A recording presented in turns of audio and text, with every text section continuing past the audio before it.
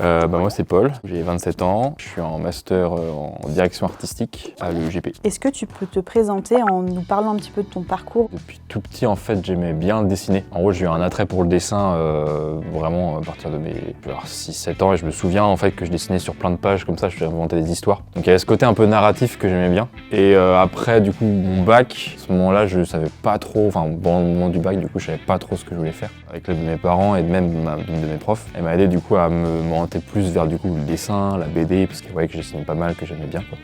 À ce moment-là, j'avais pas trop d'idées de ce qu'était le design graphique.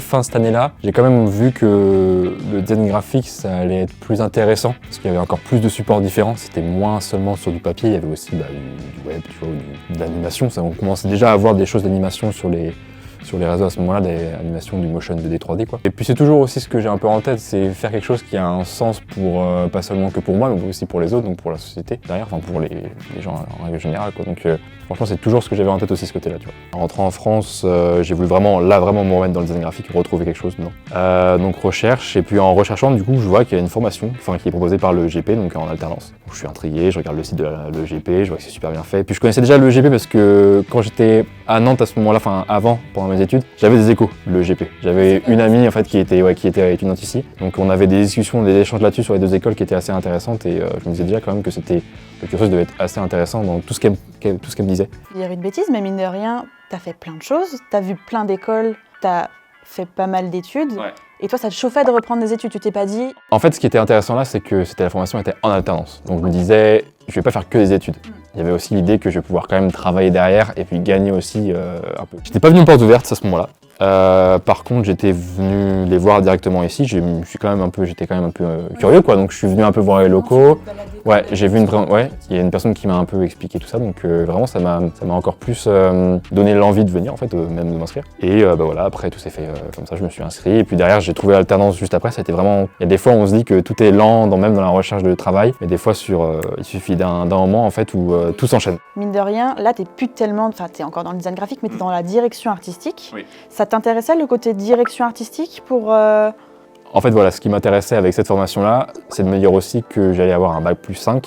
Ça me permettait aussi d'avoir un niveau de qualification plus haut, une meilleure légitimité auprès du coup que ce soit des clients ou même pour après plus tard, enfin dans d'autres agences ou même pour moi-même. Et l'idée c'est que avec justement cette formation en direction artistique, l'idée aussi de pouvoir peut-être créer plus tard mon agence, gérer une équipe aussi, ça m'intéressait. C'est ça aussi qui m'intéressait dans ce que proposait aussi la formation. Et est-ce qu'il y a un projet qui t'a marqué ? Ouais, il y a un projet qui m'a marqué, c'est je pense mon premier, on va dire, projet professionnel et à la fois personnel, qui a été du coup la création d'une identité pour un vignoble. Ce qui était bien, c'est que j'étais libre parce qu'on partait un peu de... En fait, les personnes, c'était un duo de 2 vignerons qui ont repris du coup un ancien domaine et qui m'ont dit, voilà, t'as un peu carte blanche, tu reprends tout, nous on te dit un peu ce qu'on veut, tout ça quoi. Donc ce qui était bien, c'est qu'il y a eu des premiers échanges avec eux, comme les échanges avec les commanditaires qu'on a maintenant, tu vois. Dans notre métier, je trouve qu'on a aussi il y a un peu un côté enquêteur, tu vois, Oui. On va aussi décrypter les attentes, enfin aussi ou un peu partir à l'aventure, chercher d'autres trucs, chercher d'autres domaines. Donc il y a tout ce côté-là un peu d'investigation. Je le vois un peu comme un jeu, une problématique, un problème à résoudre. C'est ça, il y a un problème à résoudre et il faut investir, il faut aller quelque part. Et donc c'est pour ça que je suis allé sur un domaine qui m'aimait bien, j'ai mis 2 profils, j'aurais proposé plusieurs idées de logos. Et après, derrière, les étiquettes sont suivies. Pareil, j'avais une carte blanche sur liberté d'expression, en tout cas de création, je veux dire, sur les étiquettes. Donc là-dessus, vachement intéressant. Et puis voilà. Non, c'est vraiment un projet qui m'a marqué, celui-là. Cool. Est-ce que dans ta pratique, il y a alors ça peut être des designers, mais ça peut être des artistes, ça peut être plein de choses qui t'inspirent ou qui t'ont marqué, je ne sais pas, par rapport à quelque chose, et encore aujourd'hui, ou des studios ou La musique m'inspire pas mal.